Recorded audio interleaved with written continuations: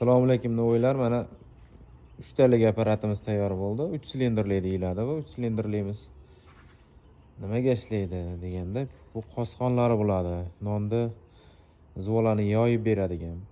Yoyib beradigan shundayki, qattiq zuvalalar bo'ladi. Shularda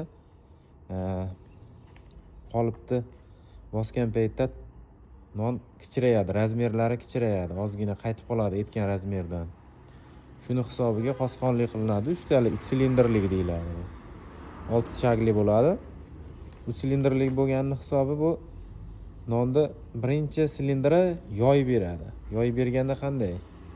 U oddiy shaklda faqatgina yoyib beradi xolos. Ikkinchi silindrimiz bu, ikkinchi silindr bu qolip nonni shaklini chiqaradi. Uchinchisi bu chekish uradi.